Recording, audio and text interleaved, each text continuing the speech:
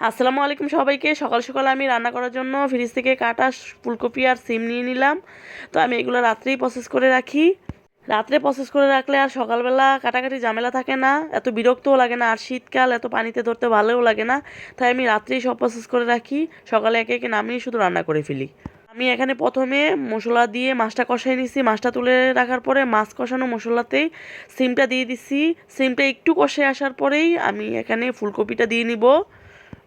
আর এই ফুলকপি আর সিমটা এইভাবে রান্না করলে আমার কাছে খুব ভালো লাগে।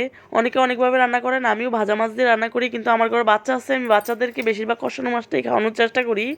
আর বাচ্চাদের জন্য কষানো মাছটাই বেস্ট আমার কাছে মনে হয়। তো আপনারা কীভাবে রান্না করেন অবশ্যই কমেন্ট করে জানাবেন। আমি এভাবে কষানো মাছ দিয়ে রান্না করি, আর কষানো মাছ রান্না করলে মাছের টেস্টটা আসলেই পাওয়া যায়। তো আমার ফুলকপি আর সিম কষানো শেষ, তারপরে আমি একে একে মাছগুলো দিয়ে নিলাম।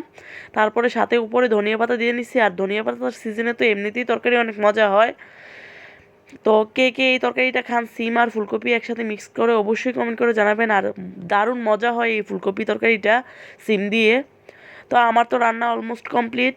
তো ধন্যবাদ সবাইকে ভিডিওটা পুরো দেখার জন্য। আর ভিডিওটা কেমন হয়েছে, রান্নাটা কেমন হয়েছে অবশ্যই কমেন্ট করে জানাবেন। সবাইকে জানাই খোদা হাফেজ, টাটা অ্যান্ড টেক কেয়ার।